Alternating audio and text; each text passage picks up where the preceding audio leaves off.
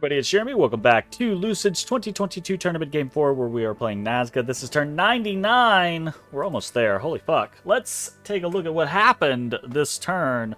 We had a single site search. It found nothing. That's to be expected. We did a Lichcraft, did a Wizard's Tower, woo-woo. And we got to see a single battle. Vanheim attacking Pelagia in Own. I believe Own is where Pelagia had a Triton King last turn and had taken this back from Van. Looks like Van counters to see if they can get an easy snatchback with a very... oh god, my brain's dead. What's the word for when it doesn't matter if you lose it? Very... My goodness gracious. I didn't have a stroke. I'm just brain dead at the moment. Goodness. I was gonna take a Drake. Expendable. Fuck. Took me 30 years too long. This is a very expendable unit, right? Very cheap gear. If it takes it, great. If it doesn't, great. It's not going to. So, you know, there you go. Oh, hey, they yoinked him. They got an enslaved mind off. Nice. Cool. So, Pelagia snags a Van Jarl for their troubles. Very cool. And then we have a whole bunch of events. We have 8 events this turn. Let's just go down the list. Oh, let's start with this. We have a battle in Packwoods, so we know there's going to be something going on there. Let's just watch this. We are attacked by Vine Ogres and Vine Men and a Woodhinge Druid. But I love this. This is our direwolf fucking place. This is our direwolf. We got a guy here with a Scepter of Authority. We got a little bit of PD. We've got a Paco of the Mountain Spirits back here with a Gelatinous Cube.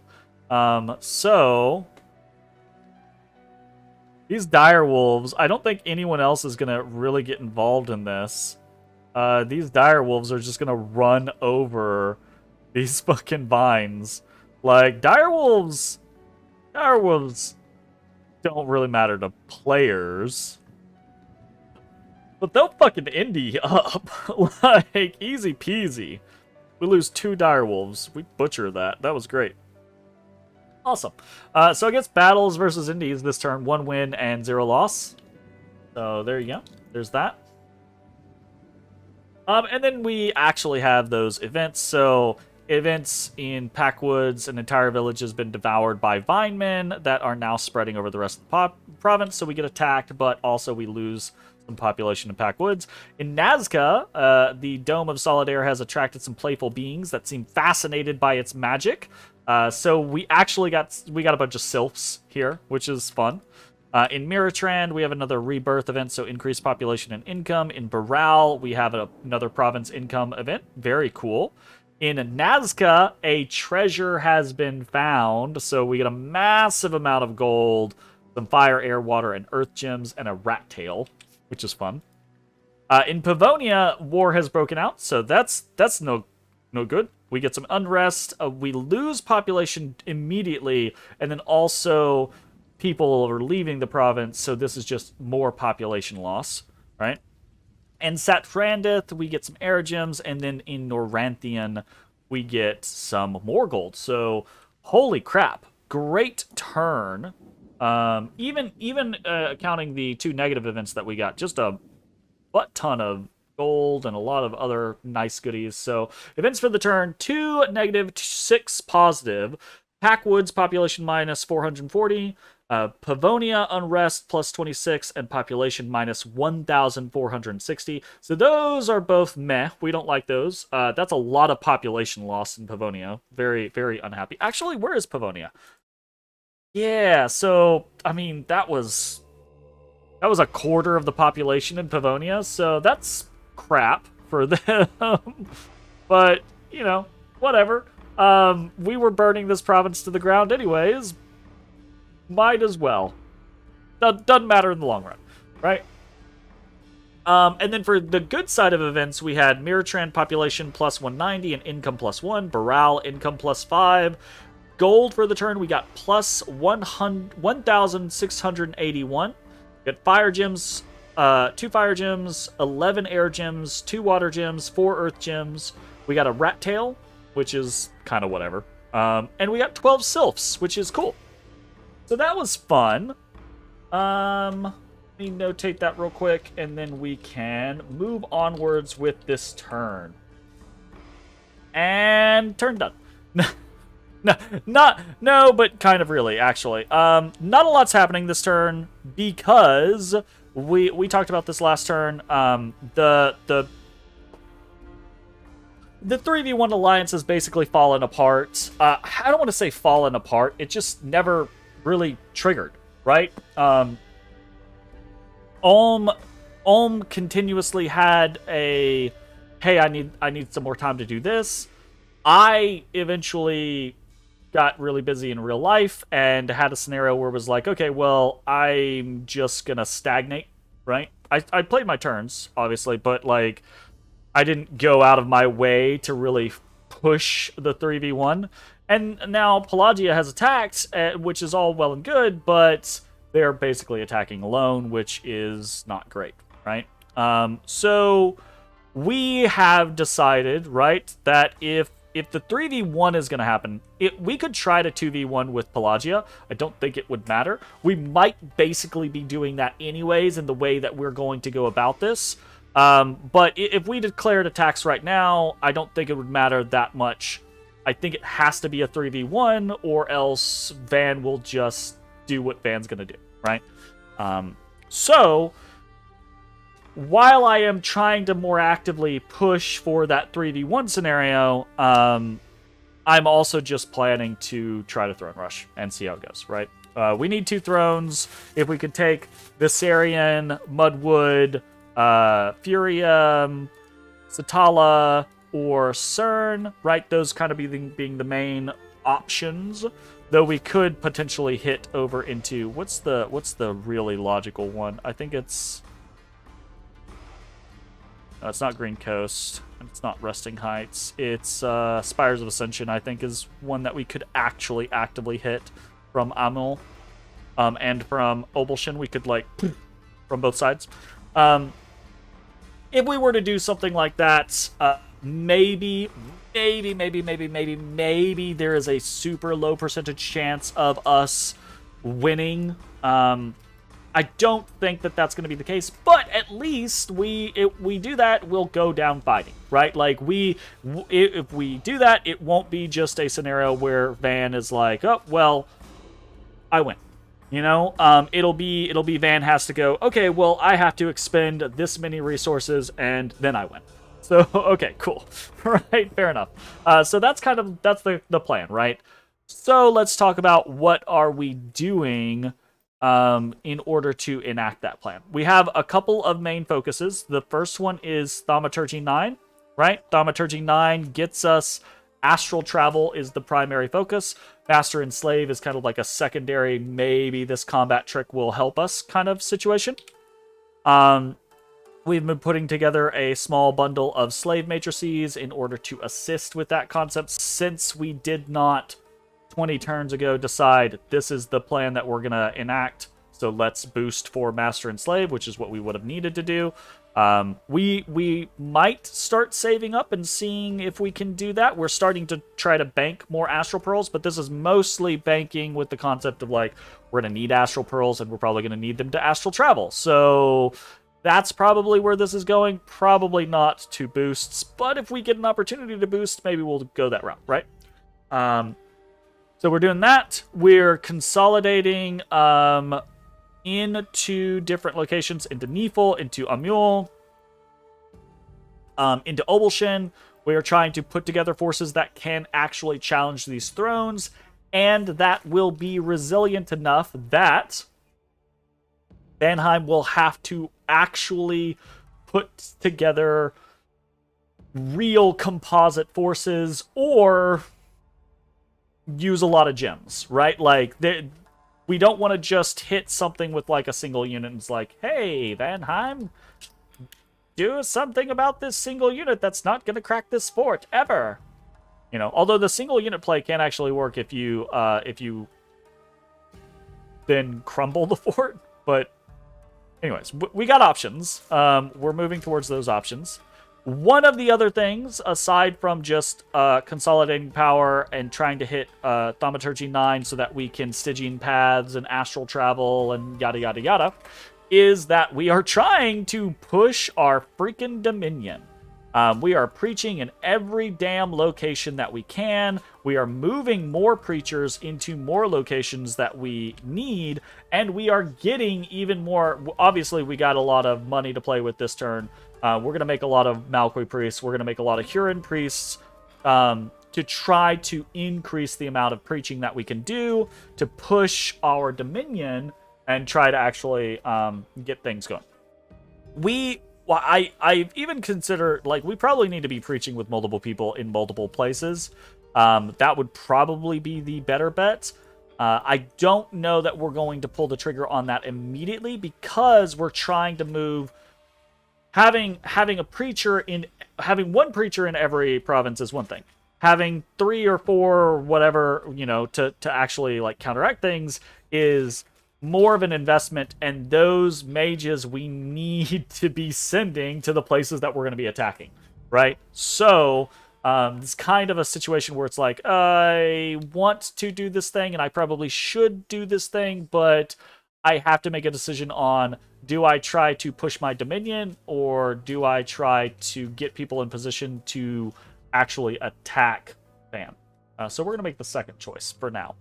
But we are preaching in numerous locations to try to get that situation under control. And why, right? Well, I mean, Gift of Health is one big fucking reason, right? Fighting Van in their own territory is obviously just going to be a nightmare to begin with. But also keeping Van from Dom killing us is another option, right? Like, we're at turn 99.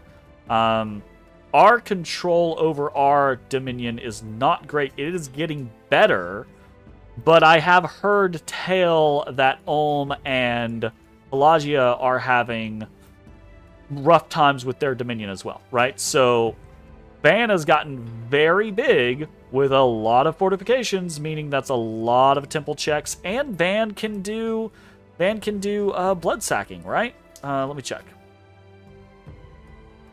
99% sure that Van can perform blood sacrifices. So not only, and they can do blood sacrifices pretty well, actually, can't they? Yeah, so a Vanadrot, or just Van Jarls, right? Like, Van Jarls are Priest 2s, right? They can get these guys anywhere, and they can get 2 temple checks out of them, right? With that's how that works. When you sacrifice 2 blood slaves, you get 2 temple checks, right? You can do up to your priest level in sacrifices. So that's a big deal. That's a big fucking deal. So obviously we're not trying to play the game out until the point to where Van does Dom push us, but Dom kill us. If we are not careful, though, that could happen way faster than we were planning for it to happen. So we don't want that to happen. We definitely want to avoid that. So that's part of the overall goal. Anyways, everything else is kind of just the game moving forward as is. I think next turn we're probably going to start doing some feint attacks, which means we're probably going to start attacking along the border of Van. Probably a lot of focus going over here in the Obelshin area, and we might try to attack Mon Herboa. Part of the goal here is going to be to draw the ire and focus of Vanheim, right? To kind of be like, okay, Van, like, do your worst over here, and then Van does their worst over here, and we go, okay, now we hit Mudwood, now we hit Viserion Arches, now we hit Satala, now we hit CERN, right? Or whatever we actually do focus on. So It's both kind of like a preemptory scenario. But here's the other thing: we'll send whatever we send at Mon Herboa, which is probably going to be the forces from Obelshin. We'll have backup to protect Obelshin, but we'll also commit enough that it's not going to be it won't be a question, right? It'll be, Van, you either have to fight this or do something to this, or you're going to lose the fortification. So your choice, right? We'll see how it goes. Anyways, recruitment for the turn. We got 1 Lizard Shaman, 5 Malqui Priests, 4 Runankas, 4 Huron Priests, 1 Royal Malqui, and 4 Sun Guard. Not really anything to discuss there that we haven't already discussed. Bunch of Malqui Priests for more reanimations, but also for power, right? Royal Malquis because power. Huron Priests because of preaching primarily, but also because they can fly Supaya stacks around. And yeah, everything else is pretty normal. Nazcan recruits for the turn. We have 52 Hatenruna up on over here. We've got 392 Long Dead Warriors. Oh, we're so close to that 400 mark. We have 37 recalled Supaya and 2 summoned Supayas for another 14 Supayas. So a whole bunch of Supayas coming out. We are, what's that sitting at? 51 now, right? That's some quick math. So 51 Supayas coming out, and then we have another 1 Summon Huaka for 7 Huakas. I should have stopped making Huakas a long time ago. I like Huakas, don't get me wrong. I think they're a very cool unit, but there's a point at which this cool-ass unit, right? Got 5 fire resistance, hell yeah. Got some built-in shock resistance, got all this stuff, storm immunity, woo! Got a nice little attack charge bonus, hits decently hard, good base stats, decent base HP. This thing's gonna get fucking murdered by flames from the sky. And at the end of the day, right, like, I understand my fascination with them. I really like them. However, I should have been using the Astral Pearls to just empower Royal Malquis. But again, this is that scenario of, like, we were making decisions 20, 30, 40 turns ago based off of what we thought were going to happen in the next 5 to 10 turns and what we thought we needed at that moment. We weren't making decisions 30 or 40 turns ago based off of where we thought we were going to be at turn 100, and that at that point we would need 3 master enslaved Royal Malquis, right? You live and learn, right? It is what it is. So, oh well. That's Nazcan special recruits for the turn. We've got that's Nazcan recruits for the turn. Special recruits for the turn: 1 Dire Wolf, 1 Dustwalker, 3 Earth Gnomes, and 3 Sprites. So we've got Origines back on the group. Rituals for the turn: 1 Haruspex, 2 Domes of Solid Air. That's it. 7 gems. We're gonna make attacks. We need the gems. We're also potentially storing up to do some late game shenanigans. We're gonna need a shit ton of Astral Pearls. We're gonna need a shit ton of other just gems across the board, right? We do actually have a lot of nature gems storing up. There is the possibility. Probably not. I mean, we don't have enough of a nature income. Van has Mother Oak. I'm actually really surprised that Van hasn't put up Gift of Nature's Bounty yet. That's what I was talking about. I was like, maybe we store up a little bit of blah, blah, blah, blah, and go for a Gift of Nature's Bounty play. But that's not going to happen. Absolutely not going to happen. But yeah, we'll see. All of these nature gems are going to get turned into like cornucopias and things like that, so that we can make sure we have plenty of gems to do all the shit that we're going to do, basically. Ultimate Gateway saves us 6 Astral and 8 Death this turn. Cool. And forging for the turn, we have 6 Demon Banes, 1 Huaka Headdress, 6 Amulets of the Dead, 1 Skull Staff, and 1 Water Bracelet. And there's not really anything unusual about any of that stuff. So the Demon Banes, we've been doing 2 Demon Banes every turn for, like, eternity.